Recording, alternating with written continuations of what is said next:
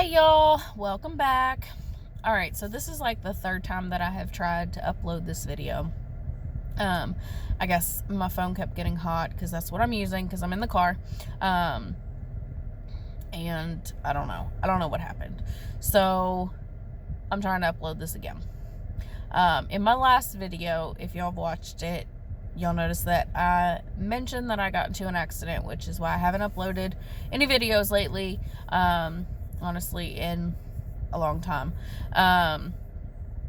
which things have been utterly crazy. So I'm gonna explain to y'all what happened, because I'm sure people are wondering. Everybody wonders what happened when I tell them I got into an accident. If you read the description, yes, it was a motorcycle accident. The two most common questions that I get whenever I say I've been in a motorcycle accident is, one, were you the driver? No, I was not the driver. I was a passenger. My boyfriend was the one who was driving. And two, were you wearing helmets? Yes, we were wearing helmets. Helmet safety, that's the number one thing that I tell anybody. Make sure that you wear a helmet. They do save lives, and you'll find out why. I say that because honestly, it's 100% true. Even before the accident, I was all about, helmet safety, wearing helmets, safety first.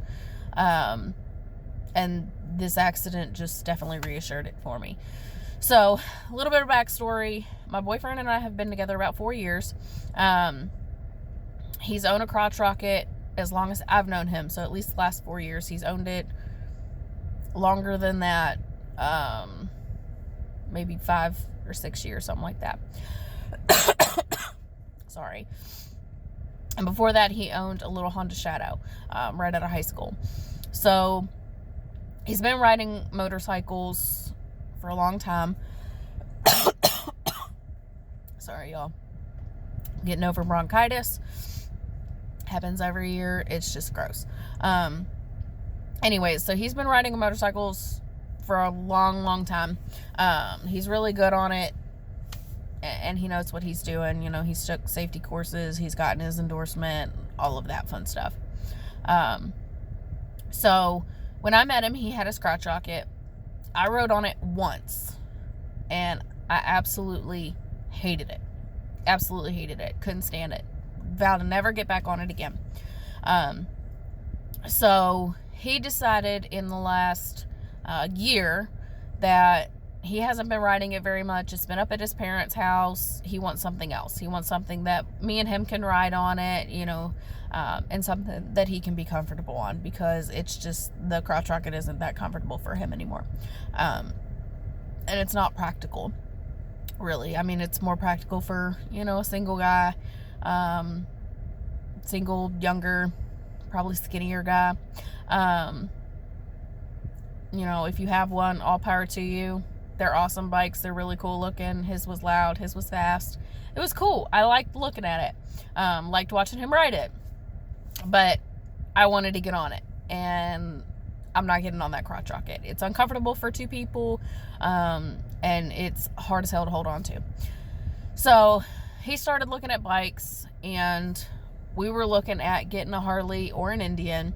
And we were working with a guy at the dealership. Sorry, y'all are looking at my bruise. That's from a crossbow, by the way. Yeah, it's bad. So or not a crossbow, a compound bow. If you shoot compound bows, make sure that you have a cover on your arm, because let me tell you, if the bow, it hurts. Anyways, totally different story.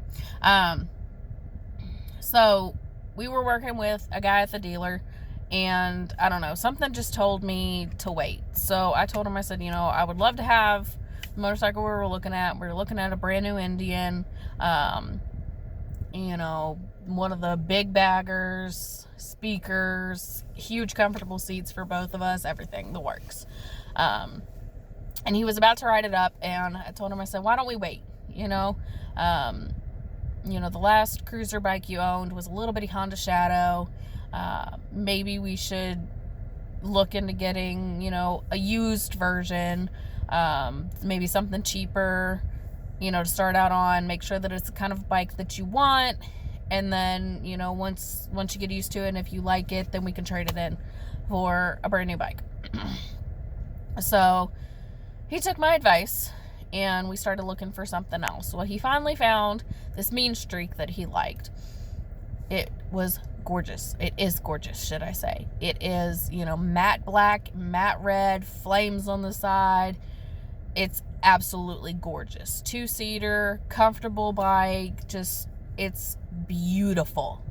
Beautiful. So we went and he test drove it, and he loved it. He fell in love with it. He's like, this is the bike. This is the bike that I want. So we ended up bringing down his other bike from his parents' house, because his parents don't live near us.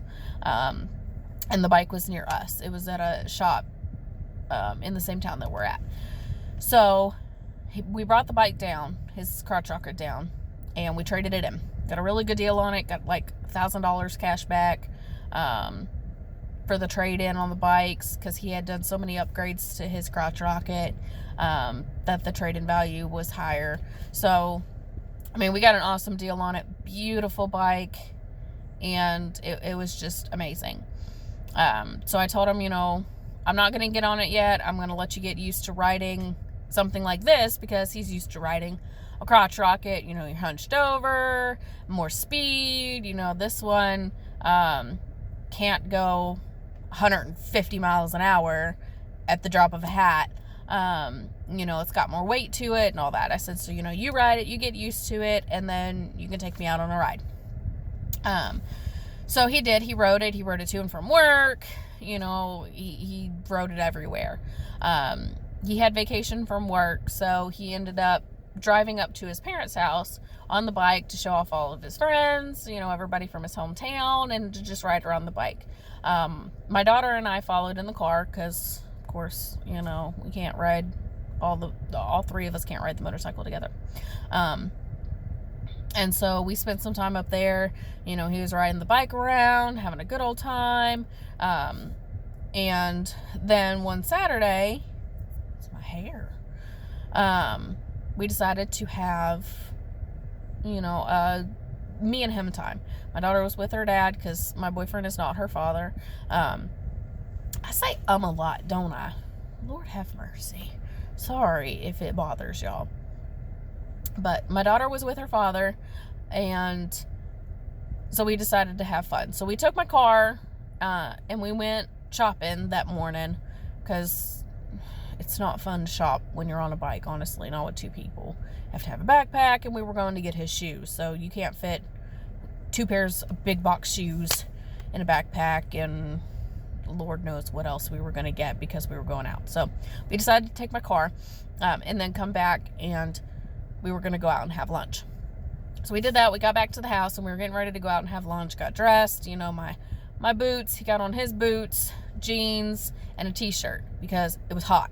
It was like second week of August. Mind you, he had only had this bike maybe 3 weeks. Hadn't even gotten the license plate for it yet. And we decided to take it out. So we were taking it out in the most beautiful backwoods of Indiana you can find. On this gorgeous sunny day. Like, it was just perfect. It was a perfect day. It felt amazing on the bike. We were having a good old time. And we decided to go where normal bikers hang out, at this little hole-in-the-wall BFE little place that we had found like a week before. So we were out riding, and this road that you have to take to get back to it off the main road, I shouldn't say it's a main road. It's out in the middle of nowhere, but it's the main road. And you turn off, and you go on this 2-lane road, and it's just windy and hilly, and you go up and down, and through the woods and through the fields and through the creeks, and it's just amazing. It's a beautiful ride. It's known for bikers to ride this road. It's so beautiful. They even have signs posted, like, every half a mile, bikers beware, beware of bikers, all that jazz, make sure that if there are cars on the road, because there's still people that live on this road, to be mindful that there are a ton of bikers that come down this road. So we were riding just fine, and the next thing I remember is the back of the bike going like this. And that's all I remember. The next thing I know, I wake up and I'm on the ground. I don't know what happened. I don't know where I am. And all I know is that I'm uncomfortable laying on my back. So what had happened was, apparently 2 hours or so before that, there was a car accident on this road. Completely in the middle of the road. Mind you, it's a 2-lane, windy road. And where it happened was there's a ravine that goes off this side, on the left-hand side. And then there's a hill that goes up on the right-hand side. And at the bottom of the hill, of course, there's rocks right before the hill goes up. And the road goes up and it curves at the same time. So the car, I guess, was coming down the hill and was over the center line.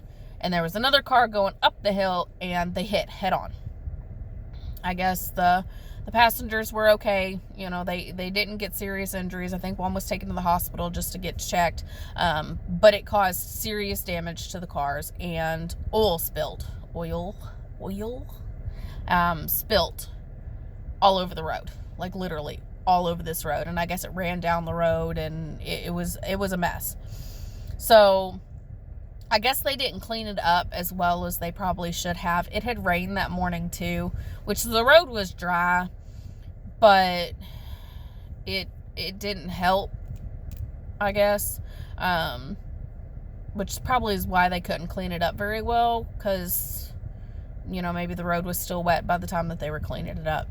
So when we came up and around the curve, we were doing less than the speed limit. Mind you, we weren't even doing the speed limit. We were only doing 40 miles an hour on this road that's like 50, 55 miles an hour. You know, we were taking it nice and easy, like everybody does on this road. You know, it's not one that you have to rush on. You know, it's one of those where it's slow is the go. You know, slow is the way to go. Nice and slow. And we hit the oil slick and spun us out. So luckily we were wearing our helmets, because I hit in rocks. I landed in rocks that were probably the size of my fist. They were huge. You know, normal rocks that you see on the side of a ravine that allows all the water to drain out and everything. Like big, decent sized boulders. He landed like next to me, like arm's length next to me. But he was less in the rocks than I was, because it was just the beginning, I guess, of the hill and all these rocks. Excuse me. So he landed less in them than I did. And I was on the back of it too. And so we ended up landing to where I was first and then he was second.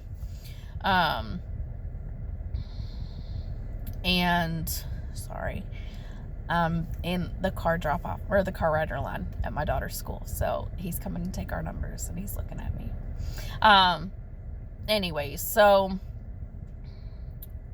we landed side by side, and I guess I kept passing out because of the pain, because I was in pain, but I didn't really realize that I was in pain until I tried to move after I became conscious. Like, I passed out probably a good 3 or 4 times. I would wake up occasionally. You know, my boyfriend was very coherent. You know, he knew what was going on. He didn't pass out at all. He knew exactly what had happened. You know, he had, I guess the driver, there was a car behind us that seen everything that happened. He had already called the police. So, you know, the ambulance and everything were on their way. Luckily, this man, I swear to God, if I could find him, I would shake his hand, because he was the sweetest man you could ever find. He stopped traffic at the bottom of the hill, and he had somebody stop traffic at the top of the hill, because it's a blind hill, it's a blind curve, so you couldn't see anybody coming down, you couldn't see coming up. Which, I mean, we weren't in the road, we were off the road to where even if somebody was coming, they wouldn't hit us, but it would be scary because they'd be so close to the edge of the road, because all we had were, the lined side or whatever, to keep you from going off the road. So he stayed there with us until the ambulance came and the fire department and, the cops and all that came, made sure that we didn't move. So my boyfriend was calling his mom, letting his mom know, because she knew that we were going on a date, and, he wanted her to meet us up at the hospital and everything. So I woke up briefly to him talking to her, and then I guess I passed back out. And finally, I remember bits and pieces. I remember taking my helmet off. And it was just in and out. I was in and out. And then I remember getting into the ambulance. So they were about to call 2 ambulances on us. Apparently they were wanting to know if they were going to need lifeline us. But we weren't that bad. So they ended up having us go in the same ambulance, which was nice, but I didn't realize how bad, I guess, I was hurt. I don't know, I guess I told them that I was okay to get up. And so they put him on the stretcher because he said that his arm broke. I guess he knew that he broke his shoulder. And they asked me if I would be okay with sitting in the seat. And I was like, yeah, I'm fine. I'm okay. I'm just, just sore. So they get me up. And that's when I realized that my back is killing me. Just killing me. Sorry about this cough. My back is killing me, and my arm is on fire. I'm like, what is going on? It's just all these weird things. I didn't know what was going on, but I knew that my back hurt, and I figured it was because of the way I was laying on the rocks, because the way that my back hurt, it just felt like I was uncomfortable on the rocks. When you're in an uncomfortable seating position and you want to move, that's what it felt like when I was on the rocks. It wasn't painful when I was laying on them. So they get me up and they get me into the seat in the back of the ambulance. Mind you, this is the first time I've ever been in an ambulance in my life. Never been in one in my life. Never been into a major accident like that in my life. And so I'm sitting there and I cannot keep my eyes open for nothing. Nothing. I can hear at this point, and I'm not passing out anymore, but I can't keep my eyes open for nothing. So I'm just sitting in the seat. Of course, they strap me in and we go on our way. And of course, the driver and the guy who was helping, they're awesome too. We thanked them before they left. They are amazing. They took such good care of us. They were sweet as can be. They were the best EMTs that they're the only EMTs that I have had to deal with on a personal basis. But they were absolutely amazing at their jobs. They truly took care of their patients. So I was getting sick, so he gave me medicine, which I told him would not work. But that's the only thing that he could have given me, because, I was about to throw up, I guess probably from the shock and the pain and everything, coming together. So he gave me that, and I said, this is not going to work. I'm going to tell you this is not going to work. I had this when I was pregnant because I had severe morning sickness when I was pregnant. And that's what they gave me, and it did not work at all. So my boyfriend was fine. He was on the stretcher. He was coherent. He was talking. You wouldn't even think that he had anything wrong with him, because he was just normal. He was so calm, so collected, didn't seem like he was in pain, nothing. They gave him pain meds though, because of the shoulder, because he did say that it hurt, but he wasn't acting like it at all. So I'm sitting here in the ambulance hitting I don't know. They're bothering me. Somebody's calling me. Sorry. Anyways, sitting in the ambulance, hitting every bump, every, little turn, everything is just hurting. And,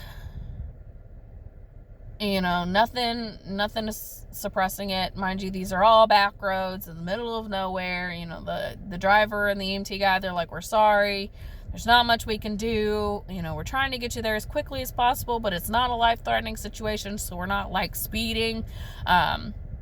So we're trying to get you there, one, as comfortably as we can, and two, kind of as fast as we can, but they weren't like, sirens blazing down the road, because we weren't that bad. We were okay with it. So they got us to the emergency room. Mind you, I hadn't looked at myself. They had us in the neck braces and everything. And that's when I started to realize how much pain I was in. It was horrible. We were only in the emergency room for 3 hours, which was awesome. That's the quickest I've ever been in an emergency room in my life. The staff was all amazing. I was in so much pain. He was fine. He got a couple MRIs or CT scans or whatever he got. I got like a million. I got MRIs, CT scans, EKGs. I got the works, because apparently I had on my sunglasses, which these are not the ones that I had on, but they're similar to it. The ones that I had on, I had 2 pairs, and the first one my niece broke, and the second pair, got hit. But I had on my sunglasses and the helmet, and apparently they had gone up and dug into my forehead, which I don't have a scar, thank God. But they cut my forehead all up, and they cut on the side, which I have makeup on, so you can't see it, but there's a scar right here. So my forehead was all red and bloody and gross, and then I got severe road rash, which I still have the scar from. I had severe road rash, which is why my arm was burning. Yeah, in some lights, that's actually how it really looks. In some lights, it looks lighter. Severe road rash all down my arm, from my shoulder blade all the way down to my hip. I have a softball size knot that's on my hip. It's still there at this point. Severe hip pain, severe road rash. I had bruises, like freaking huge bruises on both of my hips. And I had a sprained ankle on my left side. Everything was on my left side. Apparently the side that we landed on was the left side, because his left clavicle is broken in 3 places. And that's about all he had. He had a little bit of road rash, and that's it. Like, I took the blunt of this trauma. So I was in pain. I was passing out. They kept trying to put me on the tables and everything, to move me, to take x-rays and MRIs and EKGs and all this other tests that they were running on me to make sure that I was okay. I wasn't internally bleeding and all this other stuff. And it was horrible. I was in so much pain. Luckily, they gave me pain meds, sent us home with pain meds. They said, fine, you've got a concussion, a sprained ankle, and then, of course, you've got lacerations from basically head to toe. So luckily we walked out of there alive, and barely hurting. And it was crazy. Like, they brought the helmet with me, my helmet. And I didn't see it. Of course, I couldn't keep my eyes open, until we were getting ready to leave, when the pain meds started to wear in. But, sorry, we're driving. We're moving. They brought the helmet, and the top of the helmet was cracked and shaven off, and the firemen even said that when they were sitting there, it was very hard for them to walk because of all the wool. And they all said, ambulance, EMT, fire, officers, hospital staff, all of them, they said, if y'all weren't wearing helmets, me especially, we would have died. The way that I hit, I guess, the helmet was like right here at the top, and the force of it would have cracked my skull open. So they said that we're lucky to be alive. They also said that we're meant to be together, because we landed like literally laying side by side, close enough to hold hands. So it was awesome, I guess. I don't know. That was a bad word to use, but so yeah, that's my story. Helmets save lives. Make sure that you gear up.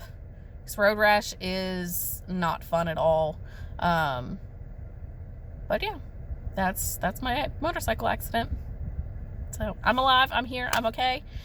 He's okay. He's still got a broken shoulder a little bit, but other than that, we're fine. And yeah, we're going to get back on the bike. So once it's fixed, because it's severely damaged. So that's that. All right. Bye, guys.